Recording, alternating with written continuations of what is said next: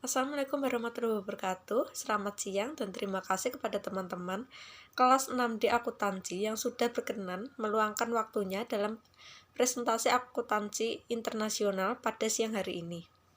Di sini kami dari kelompok 1 yang beranggotakan dengan saya sendiri, Okta Permatasari, Pijar Kansa, Anika Tama, Muhammad Diki, Umi Nur Fitriana, Astika Kusuma Ayu, dan Riful Nur Khalifah akan mempresentasikan bab pelaporan keuangan dan perubahan harga. Selanjutnya akan dijelaskan oleh teman saya. Baik, di sini saya Umi Nur Fitriana akan menjelaskan yang pertama yaitu mengenai pengertian dari apa itu perubahan harga. Jadi pengertian perubahan harga menurut para ahli adalah perbedaan jumlah rupiah yang dapat digunakan untuk membeli barang atau jasa yang sama pada waktu yang berbeda. Fluktuasi nilai mata uang dan perubahan dalam harga uang atas barang dan jasa merupakan karakteristik yang terpisahkan dalam bisnis internasional.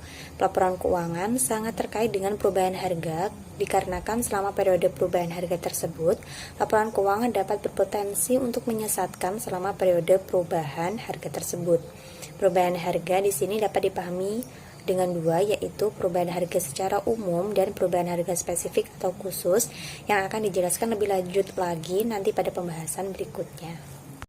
Baik, selanjutnya, pada perubahan harga terdapat pergerakan harga umum, yaitu tingkat harga umum biasanya timbul ketika semua barang dan jasa dalam perekonomian berubah. Daya beli unit moneter lemah atau melemah. Kenaikan harga disebut dengan inflasi, penurunan harga disebut dengan deflasi. Lalu apa saja penyebab terjadinya inflasi?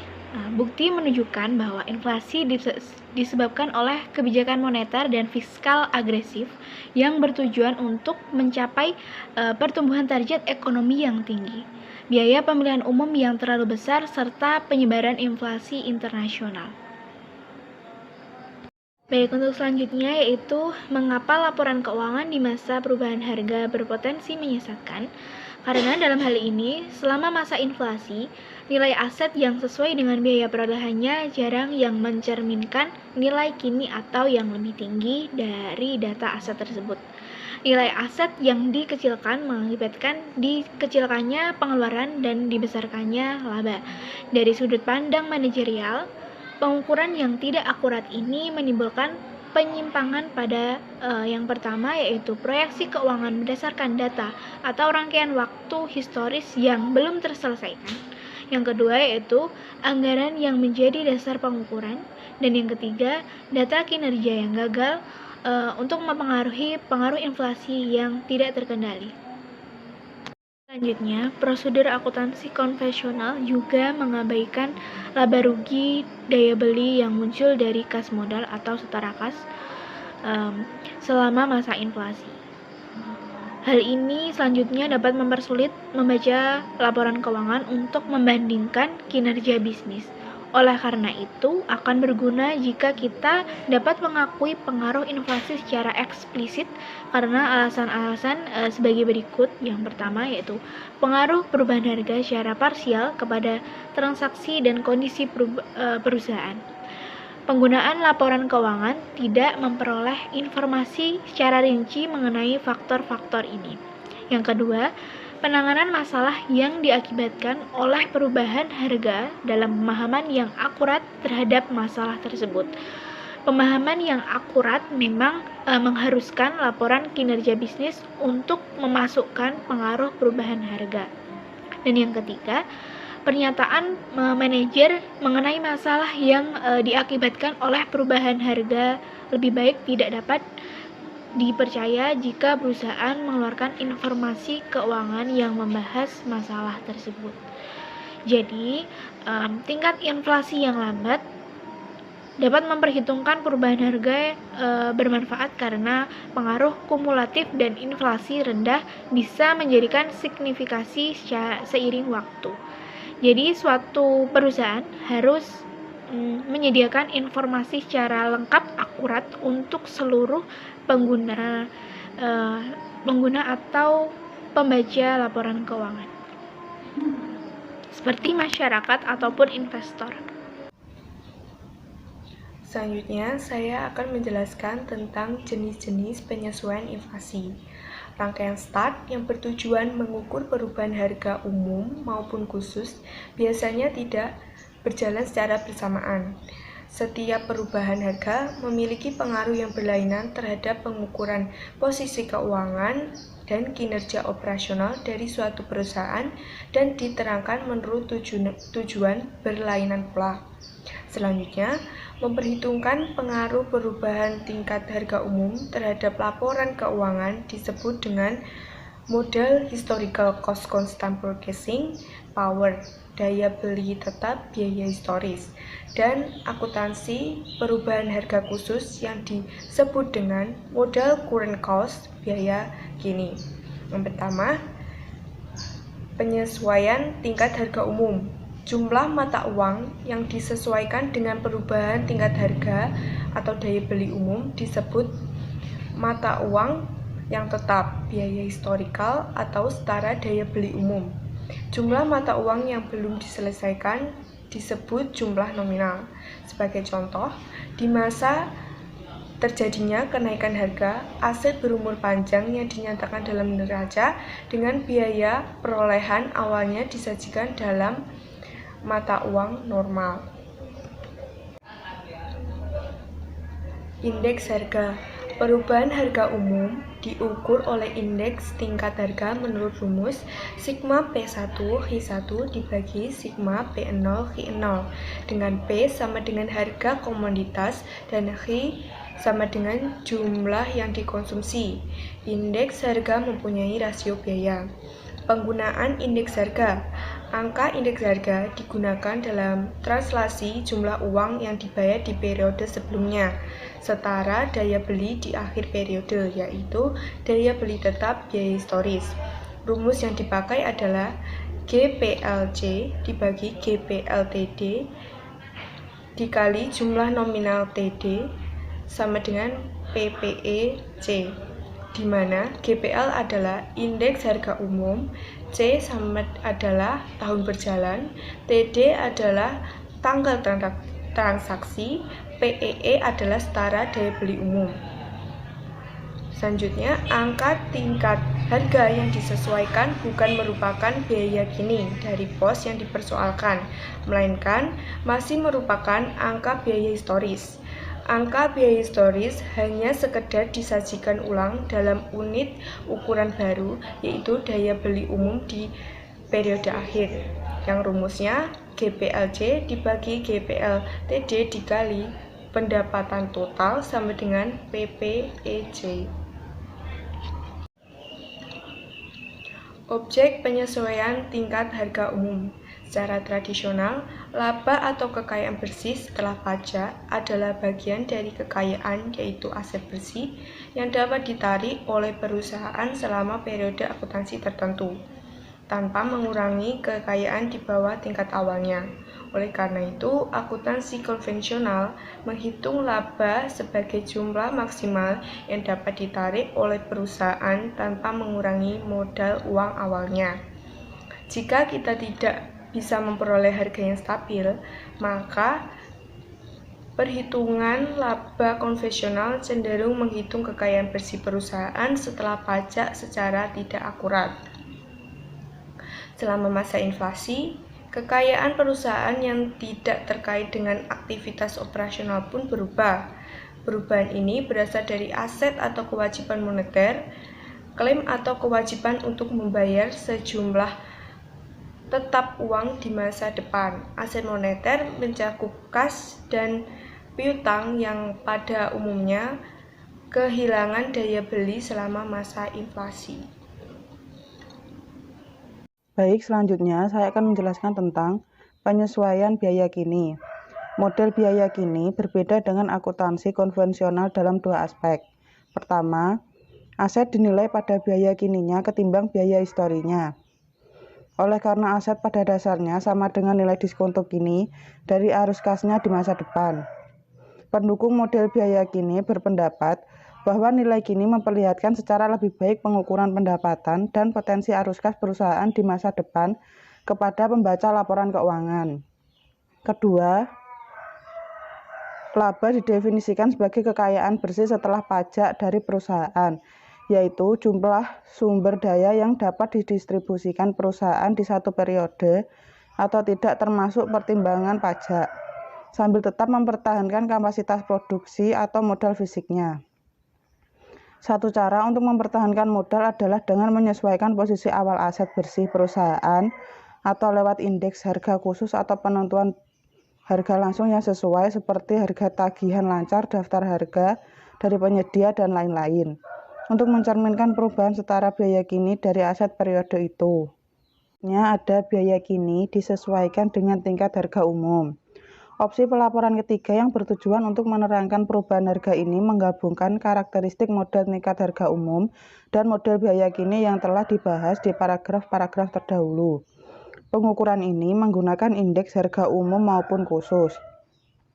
Sesuai dengan model tingkat harga umum, salah satu tujuan model ini adalah untuk mengungkapkan laba dan aset bersih pada ekuivalen daya beli akhir tahun perusahaan. Laporan laba rugi juga memuat informasi mengenai laba atau rugi daya beli pada pos-pos moneter induk bersih. Sesuai dengan model biaya kini, tujuan lain model ini adalah untuk melaporkan aset bersih perusahaan pada biaya kininya dan untuk melaporkan jumlah laba yang menggambarkan kekayaan bersih setelah pajak. Ciri khas dari model biaya kini yang disesuaikan dengan tingkat harga adalah pengungkapan perubahan biaya kini dari aset non-moneter perusahaan setelah dikurangi inflasi. Tujuannya adalah untuk memperlihatkan bagian perubahan nilai aset non-moneter yang melebihi atau kurang dari perubahan daya beli umum. Baik, selanjutnya saya akan menjelaskan tentang kebijakan akuntansi. Yang pertama, dasar penyajian laporan keuangan konsolidasi Grupo Madolo SA. Yang kedua, komparabilitas. Yang ketiga, persediaan. Yang keempat, aset tetap. Yang kelima, penyusutan. Yang keenam, penyajian ulang ekuitas pemegang saham. Dan yang terakhir, defisit atas penyajian ulang ekuitas pemegang saham. Laba atau rugi kumulatif dari aset non-moneter induk pos ini merupakan perubahan kumulatif atas nilai aset non-moneter yang diakibatkan selain oleh inflasi umum. Pos ini dihitung hanya jika metode beban khusus digunakan. Karena beban ini dibandingkan dengan penyajian ulang yang ditentukan oleh indeks harga konsumen nasional. Selanjutnya adalah pendekatan terhadap akuntansi inflasi di beberapa negara. Beberapa negara bereksperimen dengan pendekatan akuntansi inflasi yang beragam. Praktik-praktik yang berlaku di lapangan juga mencerminkan berbagai pertimbangan pragmatis seperti tingkat keparahan inflasi nasional dan sudut pandang pihak. Baik, selanjutnya adalah Amerika Serikat. Pada tahun 1979, FASB menerbitkan Pernyataan Standar Akuntansi Keuangan atau SFAS nomor 33 tentang pelaporan keuangan dan perubahan harga. Pernyataan tersebut mengharuskan perusahaan-perusahaan di Amerika Serikat yang memiliki persediaan dan aset tetap sebelum dikurangi akumulasi penyusutan senilai lebih dari 125 juta atau memiliki total aset senilai lebih dari 1 miliar untuk mencoba mengungkapkan baik daya beli tetap, biaya historis maupun daya beli tetap biaya kini selama 5 tahun sebagai kerangka pengukuran dasar untuk laporan keuangan utama. Pengungkapan ini lebih ditunjukkan untuk melengkapi informasi beban historis daripada penggantinya. Baik, selanjutnya adalah Inggris. Komite Standar Akuntansi Inggris atau ASC menerbitkan Pernyataan Praktek Akuntansi Standar nomor 16 SSAP nomor 16 Akuntansi Biaya Kini berdasarkan eksperimen selama 3 tahun. Pada bulan Maret 1980, meskipun tidak berlaku sejak tahun 1988, metode SSAP nomor 16 dianjurkan untuk perusahaan-perusahaan yang secara sukarela menyesuaikan akun-akunnya dengan inflasi. Standar Inggris memberikan 3 pilihan dalam laporan. Yang pertama adalah penyajian akun-akun biaya kini sebagai laporan dasar dengan dilengkapi akun-akun biaya historis. Yang kedua adalah penyajian akun-akun biaya historis sebagai laporan dasar dengan dilengkapi akun-akun biaya kini. Yang terakhir, penyajian akun-akun biaya kini saja dengan dilengkapi akun-akun biaya historis seperlunya. Penyesuaian utang model pernyataan bahwa pengeluaran seperti beban penjualan barang dan penyusutan tidak harus dikurangi untuk mengakui biaya pengganti dari aset tersebut selama tidak diperoleh lewat utang. Jika diperoleh lewat utang, maka laba moneter yang dihitung dengan indeks harga khusus atau bukan umum pun mestinya mengalami kenaikan. Baik, selanjutnya ada Brasil. Inflasi sering dianggap sebagai bagian yang tidak terpisahkan dalam dunia bisnis. Akuntansi inflasi yang dianjurkan di Brasil terdiri atas 2 pilihan pelapor. Yang pertama ada Undang-Undang Perusahaan Brasil dan Komisi Sekuritas dan Bursa Brasil. Sesuai dengan Undang-Undang Perusahaan, penyesuaian inflasi dilakukan dengan menyajikan ulang aset permanen dan akun-akun ekuitas pemegang saham dengan menggunakan indeks harga saham yang diakui oleh pemerintah federal sebagai alat ukur. Baik, selanjutnya ada International Accounting Standards Board atau IASB. IASB menyimpulkan bahwa laporan posisi keuangan dan kinerja operasional dinyatakan dalam mata uang lokal di lingkungan hiperinflasi tidak bermanfaat LAS 29. Secara khusus, laporan keuangan perusahaan yang menggunakan mata uang di lingkungan hiperinflasi, baik perusahaan model penilaian historis maupun biaya kini, harus diungkapkan kembali daya beli tetap per tanggal neraca. Peraturan ini juga berlaku untuk angka-angka serupa di tahun sebelumnya. Laba atau rugi daya beli terkait posisi kewajiban atau aset moneter bersih harus dimasukkan ke dalam laba bersih. Perusahaan pelapor juga harus menggunakan yang pertama, fakta bahwa penyajian ulang atas perubahan daya beli umum unit pengukuran yang telah dilakukan. Yang kedua, model penilaian aset yang digunakan dalam laporan utama. Ketiga, identitas dan tingkat indeks harga per tanggal neraca pergerakannya senilai tahun pelaporan. Keempat, laba atau rugi moneter bersih tahun berjalan. Baik, selanjutnya saya akan menjelaskan mengenai hal-hal terkait inflasi. Para analis harus memperhatikan beberapa hal saat membaca laporan yang disesuaikan dengan inflasi. Yaitu yang pertama, apakah pengaruh inflasi dapat diukur secara lebih baik oleh dolar tetap atau biaya kini. Yang kedua, pelakuan akuntansi untuk laba dan rugi inflasi. Yang ketiga, akuntansi inflasi asing. Yang keempat, pengaruh gabungan dari tingkat inflasi dan bursa efek. Selanjutnya yaitu laba dan rugi inflasi. Pelakuan terhadap laba dan rugi atas pos-pos moneter merupakan isu yang komersial. Survei yang dilakukan terhadap praktik-praktik di berbagai negara menunjukkan keragaman yang penting dalam hal ini. Laba atau rugi atas pos-pos moneter di Amerika Serikat dihitung dengan cara menyajikan ulang saldo awal, saldo akhir, serta semua transaksi dari seluruh aset dan kewajiban moneter dalam laporan tetap. Saldo yang diperoleh kemudian diungkapkan sebagai pos tersendiri. Perlakuan ini menganggap laba dan rugi pada pos-pos moneter berbeda dengan jenis laba lain. Di Inggris, laba dan rugi atas pos-pos moneter dikelompokkan menjadi modal kerja moneter dan penyesuaian utang modal. Kedua pos tersebut dihitung menurut perubahan harga khusus. Penyesuaian utang modal menunjukkan penerimaan yang diperoleh pemegang saham dari utang pembiayaan selama masa perubahan harga. Lalu pendekatan yang diterapkan di Brasil yang sudah tidak diwajibkan lagi tidak menyesuaikan aset dan kewajiban lancar secara eksplisit. karena saldo keduanya dinyatakan dalam nilai yang dapat diungkapkan. Penyesuaian aset permanen yang melebihi penyesuaian ekuitas merupakan bagian dari aset permanen yang diperoleh lewat utang, sehingga menghasilkan laba daya beli. Sebaliknya, penyesuaian ekuitas yang melebihi penyesuaian aset permanen merupakan bagian dari modal kerja yang dibiayai oleh ekuitas. Rugi daya beli diakui untuk bagian ini selama inflasi.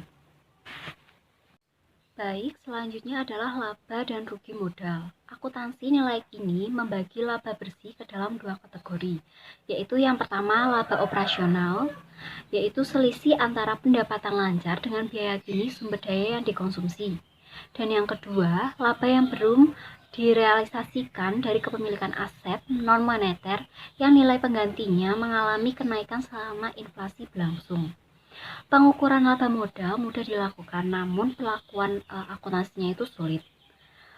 Biaya pengganti aset operasional bukan merupakan laba, baik terrealisasi maupun tidak.